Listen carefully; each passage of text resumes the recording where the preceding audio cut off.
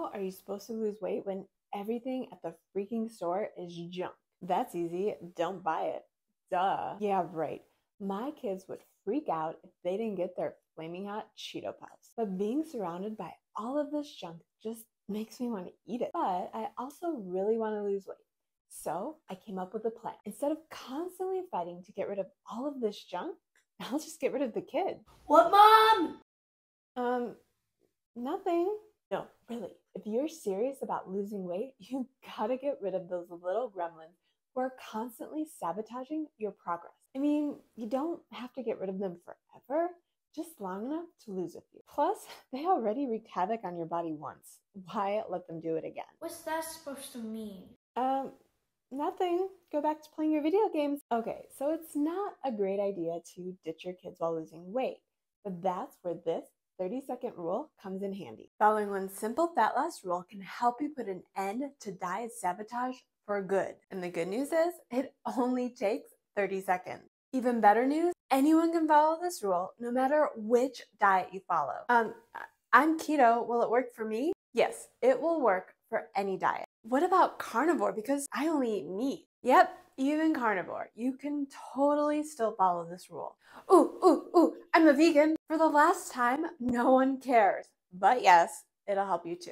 After following countless diets for decades, I realized that I was making it way harder than it needed to be. Even when I thought I was succeeding, failure was inevitable. Because no matter how hard I worked to lose weight, everything I lost came back within months. And even though the answer to one of the biggest obstacles I faced was right there, staring me dead in the face, I never realized it at the time. In my early dieting career, most days were the same.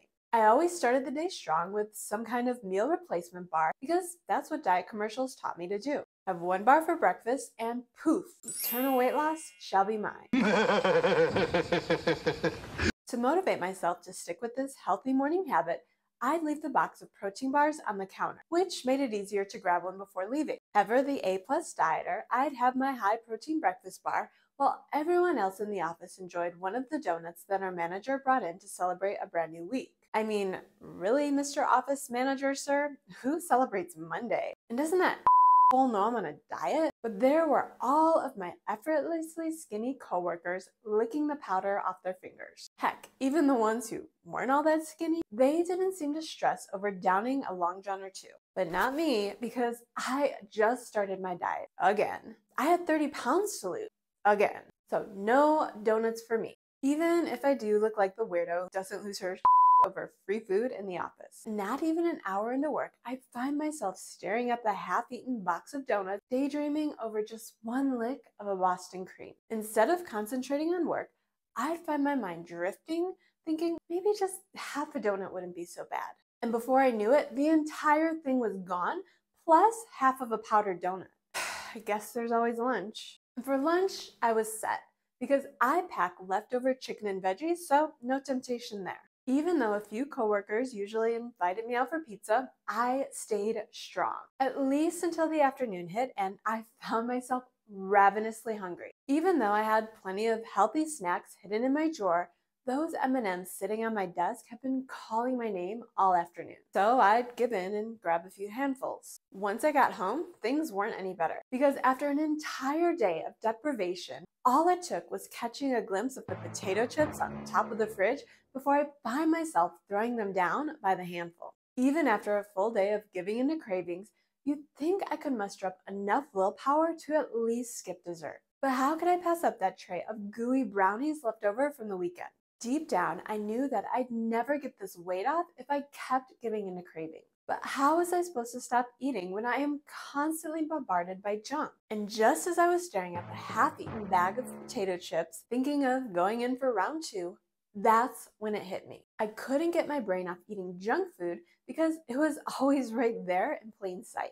Donuts in the office, candy on my desk, brownies on the counter, chips on top of the fridge. Then I remembered learning that your brain makes 35,000 decisions every day. And a good chunk of those decisions are whether or not you should eat junk food every single time you see it. Because even if you just catch a glance of a tray of brownies, now your brain has to make a decision of whether or not to have one. Maybe you don't realize it's happening, but it is. 35,000 times per day.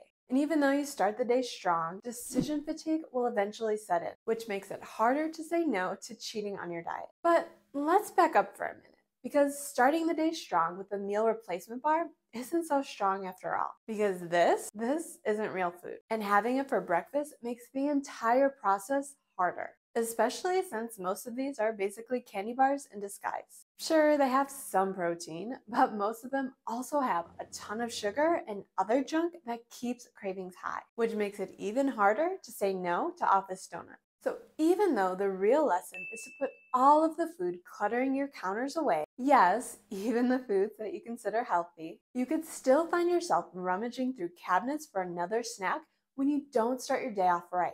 But if macro-balanced protein bars aren't the best option, then what is? You can learn my favorite morning trick that keeps hunger and cravings under control all day in this video. Because when you start your day with this simple trick, you can finally quit following all of those diets that you never really stuck to anyway.